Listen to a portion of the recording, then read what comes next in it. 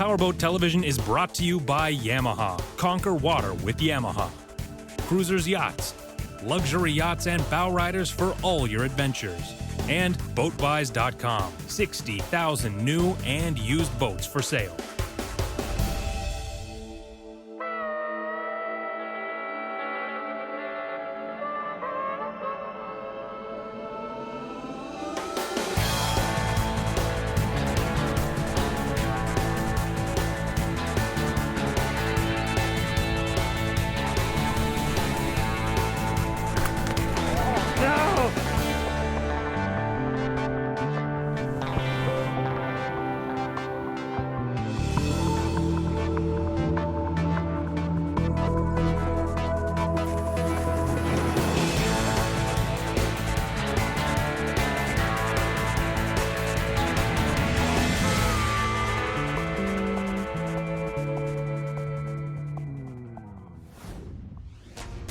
Located way at the top of Lake Superior, Thunder Bay is a jewel of the Great Lakes.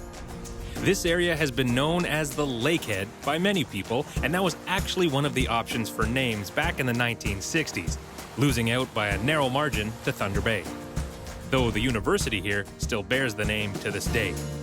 It's the largest city in the region, and therefore a hub for everything from commerce to concerts. If you visit, a must is to try and come for the annual Thunder Bay Blues Festival. It's been a rite of summer here for years and seems to get better as it ages. Located right here at Marina Park, along the waterfront, and fittingly just steps from the marina, if you're into an epic boat trip, you should time your arrival for early July. The year we were there, it was an all-Canadian lineup, and included in the impressive lineup was Alan Doyle and the Beautiful Gypsies. And the Bare Naked Ladies from my hometown of Scarborough, Ontario. And to keep them on screen for just a second longer, here's a totally useless fact for you. The bassist, Jim Cregan, and I both went to the same high school. Great job! Thank you!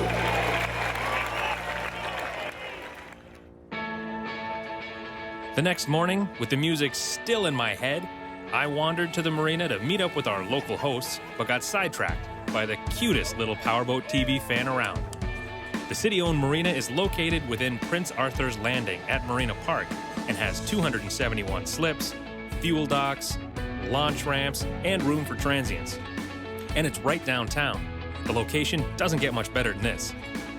Knowing nothing of the area and being entirely too lazy to Google it myself, I asked our hosts, Scott and Kristen, to arrange a sailing plan for us that could show some local highlights. And local knowledge is always best, after all. So we headed southwest, past the massive grain silos and commercial port. Well, it's kind of neat, as you mentioned, with the commercial shipping port, an active port here. Not everybody gets to see big freighters up close, and it's kind of fun when they're out on anchor. You can take guests out there and kind of motor up pretty close to them, and you get an idea of how immense they actually are, which is kind of fun. And to watch them maneuver around is really quite amazing. To fit into the small slips at the elevators, there isn't a lot of space. And so with that comes tugboats. There's two active tugboat companies in town, so we get to see them work at a pretty regular basis. Scott Merkley's day job is as a police detective. Therefore, he spends a lot of time at the donut shop, possibly the most perfect boat name around. Scott's had boating in his blood since he was a kid out on the lake in smaller fishing boats. As for larger boating, when I moved to Thunder Bay about 9 years ago, I bought my first larger boat, which she was a 24-foot bayliner. And I decided I wanted something a little bigger to explore a few more spots, a little more safe. So since then, we bought this Silverton, and we've had her for about 6 years. And we've traveled lots. We put on about 1,000 nautical miles a season. Lots of places nearby, down to Bayfield, Wisconsin, the Apostle Islands, over to Isle Royale, Michigan. We've pretty much touched on everywhere within, a couple hundred miles of Thunder Bay here, and we really enjoy it. It's our summertime hobby. We spend a lot of time on board. Safe to say, I've got the right guides to show me around. Beyond the breakwalls protecting the port of Thunder Bay is the omnipresent sleeping giant, the rock formation that looks like, well, a sleeping giant. But we'll come back to that later. Continuing along, we head for Pie Island, and Scott lets me take the helm. No mere landmark for other journeys, Unto itself, it is magnificently majestic, with a height of more than 425 meters or 1,400 feet, but a relatively small footprint of only 46 square kilometers or 18 square miles. The rocky center juts up abruptly from the tree-lined shore. It's a must-photo kind of place. Continuing along, we're about 30 kilometers or 17 miles from the marina when we come upon an island blanketed in a seemingly isolating fog. As we came around the top of South McKellar Island, we saw an opening. Scott told me that this is actually an abandoned mine. And as much as I wanted to pull up and find a way to explore it, we had far too much to see and far too much water to cover. Later in the show, when we return to Thunder Bay, we'll get up close and personal with the island and one of the single coolest and most remote harbors I've ever been to. And you can see how stable it is. I'm standing on the side of the gunnel in 18 inches of chop in this very, very stable boat.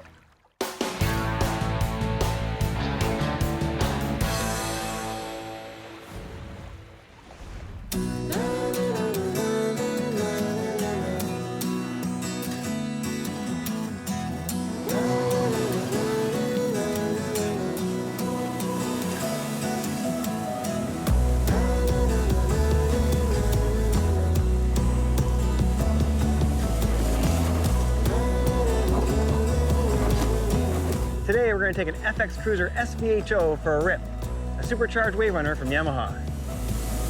FX models are considered luxury WaveRunners, which means they are all well equipped right from the factory.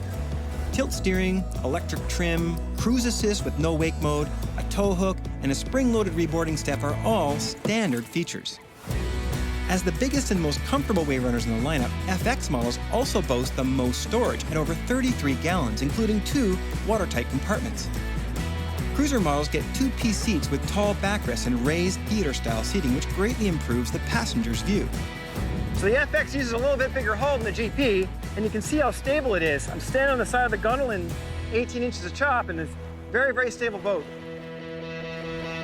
That stability makes for comfortable cruising, but that doesn't mean they're heavy tugs.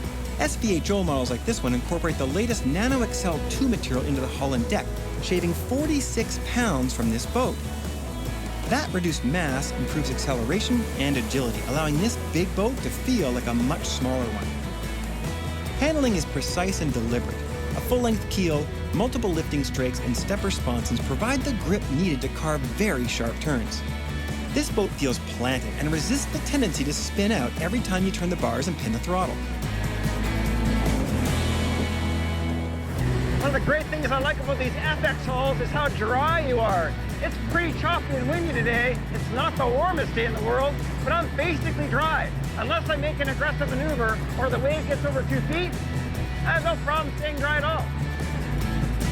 All FX models get the large displacement 1.8-liter engine, but only a few wear the Super Vortex high output badge that signifies maximum performance. These supercharged engines are the most powerful Yamaha has ever built for a personal watercraft, and are connected to a 160mm 8-vein jet pump derived from years of racing, and the results are impressive. Not only has Yamaha spent some time with the engine making sure it develops a lot of power and it's reliable, they spent a lot of time on the pump system as well. These SVHOs run a bit bigger pump, and that gives you more thrust and more volume, and that turns into acceleration. Just amazing the throttle response of these supercharged engines. It's a little bit sensitive on the trigger, but when you want it to go, woo! The acceleration is astonishing, but this boat is also loaded with technology that makes it easy to operate. Push-button electric trim and cruise assist allow effortless adjustments in attitude and speed. No wake mode can temporarily restrict speed to around 5 miles an hour. But even more remarkable is the left-hand lever connected to Yamaha's ride system. Gone are the days of fumbling for a reverse lever on the console. You know, it wasn't that long ago, these were pretty difficult to maneuver at low speeds near a dock, but not anymore. Right trigger for forward, left trigger for reverse. Couldn't be any easier. Looking for neutral? Just tap the left lever once and the boat basically hovers. If you're on plane, the system can be used to safely slow down while maintaining steering. And you know, it's great to be able to slow down with a system like Ride, but if you can't steer while you're slowing down, you may not be able to avoid an object. And this system not only lets you slow the vehicle down, but also steer it while you're slowing down.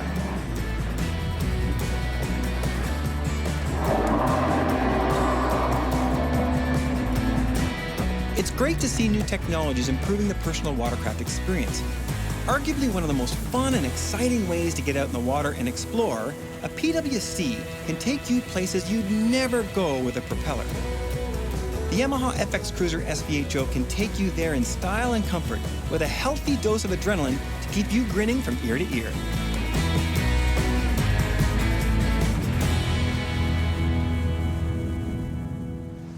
We really thought this boat out. I mean, this boat's built by fishermen for fishermen.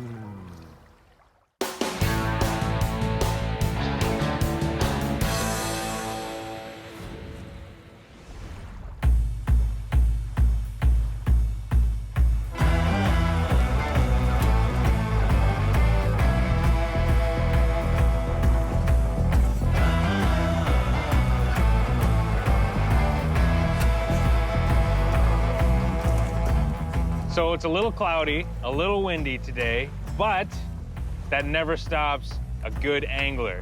And I'm not a good angler. So once again, I've recruited my friend, Greg Yarbrough from Team Starcraft. How are you, buddy? Doing great. Great to see you, Stephen. Thanks for coming out. Thanks for having us. So first of all, we're on Lake Erie, but the lake's secondary. What boat are we on?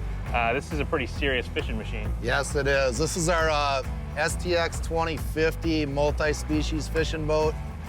We get a lot of anglers that like using this for Great Lakes applications, but at the same time, it has low enough freeboard to be able to fish a lot of the river systems, inland lakes, reservoirs, things like that. All right, I'll just point her right into the sun and we'll roll that way. Sounds like a plan. All right. That autopilot feature makes it nice on that bow mount because I'm not sitting here having to control it. It's locked right on course and going. There's a ton of room on here. Good trailerable size without having to have some heavy-duty truck, right? Right. And then when you're trolling, watching these planer boards like we're doing today, you can also take this, flip that lever, spin that around. Now you got a good seat there. Yeah. Front row. Here's how you fish. Yep, absolutely. Then having that seat up in the bow is nice too. You have somebody up there when you're fishing three. They get a good overall view of the boards and can really watch if one falls out with the fish. So if I catch a monster, is the live well here? That's right. We got a good size, huge live well. Well, that's not it, Stephen. Check out over here. We got a port side access as well. Whoa. That's all one piece. So you got a 54-inch live well, 31 gallons. No way. All right. Well, that ups the ante. Now I got to catch a 50-inch well. So for those monster fish you catch all the time, it's perfect for you. Yeah. Hey, there's a bite on the inside board, Stephen, right there. That lower rod. Okay. Looks like something's pulling that board right there. Got to set it or? Nope. Just go ahead and start reeling. Start cranking nice and easy. Feel some tugs now. Oh, he's pulling good now. Yeah. Oh, here he comes out there. First fish of the day. Oh, no. He just came off. That's what they call clean release. Yeah. All right, you want to buzz over there and see if we can get a bass or two real quick? Yeah. We got a 250 horsepower E-Tech G2, and that maxes out the power rating of this boat, right? Yes. So this will scoot when we're up.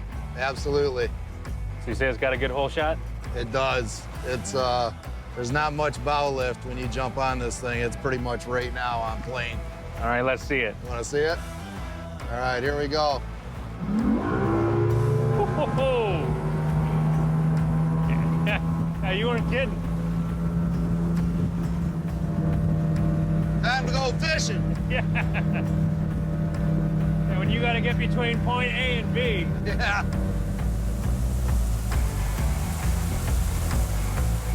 The big changes with the new models we started last year are the ability to put a in-dash fish finder combination GPS like this Lowrance HTS9.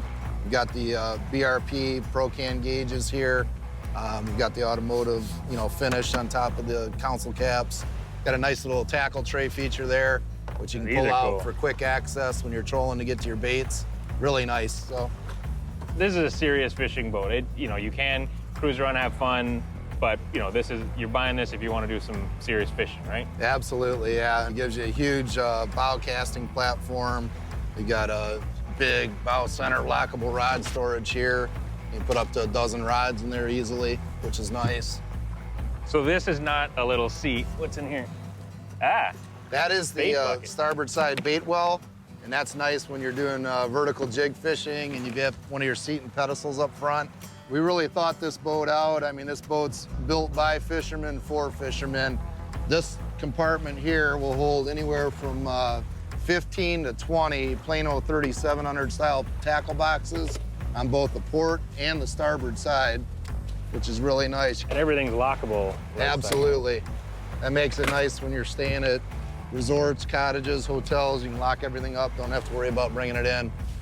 One other really nice feature we have up front, we have a port bow command center when you're up here and you're working shoreline. If you get in shallow water, you got a tilt and trim right here for your main engine, which is nice. Bait well switch, live well, courtesy lights, which is nice.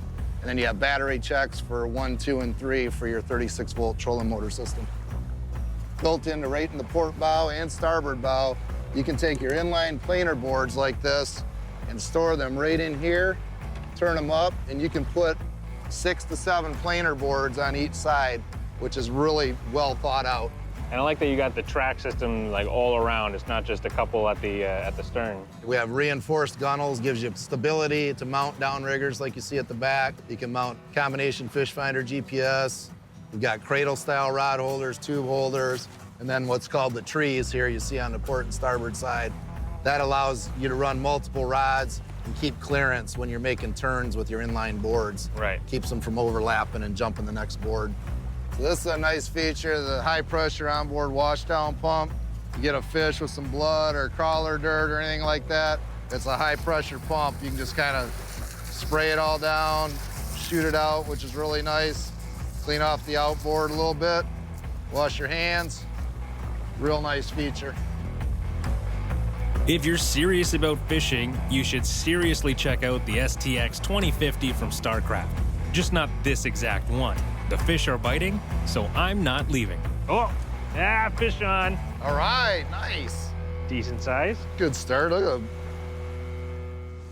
And cruising along here should be on anyone's Thunder Bay boating bucket list because this is a view you're only gonna get by boat.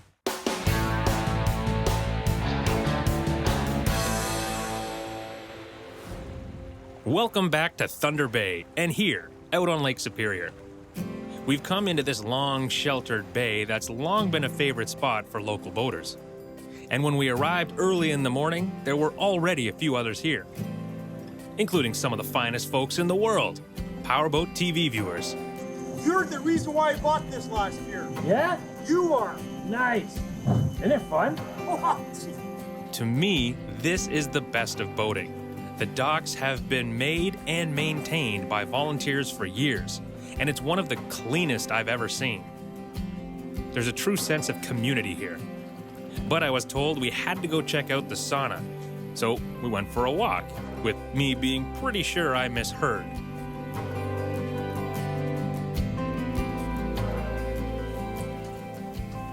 Well, so here's the sauna. It's always nice and warm in there, and it's wood-fired.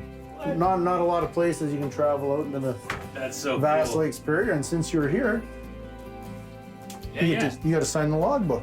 Beauty. Legit. Perfect. Now you can officially say you've been to Thompson Island. And you have proof. It's in the book. Now, see ya. There's a trail up to a nice lookout that, if it weren't so foggy, would give a clear view to Isle Royal in Michigan, which is about 22 kilometers or 12 nautical miles away. Even still, the harbor is deflecting most of the fog overhead, so at water level, it's nice and clear. Almost as clear as the water. So how deep is it?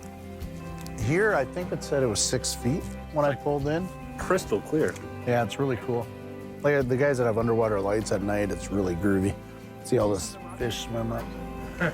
Yeah.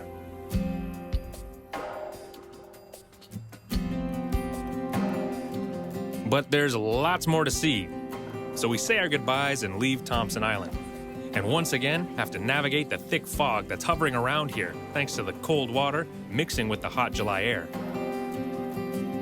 Once we left the protection of Ray Bay on Thompson Island, we were back out in the rough water, following the GPS through the thick fog, but still taking in the rocky scenery along the way.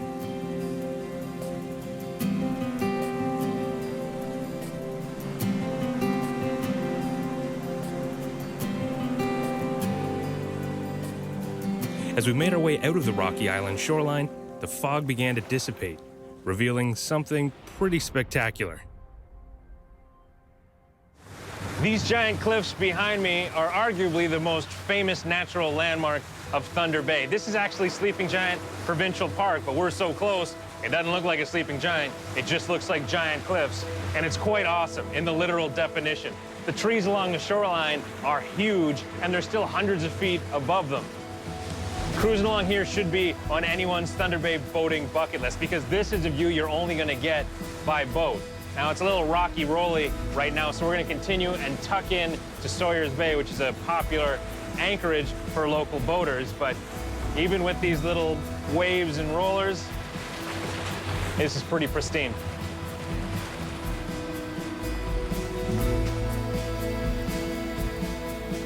Rounding the point that makes the head of the Sleeping Giant, we're into Sawyer Bay.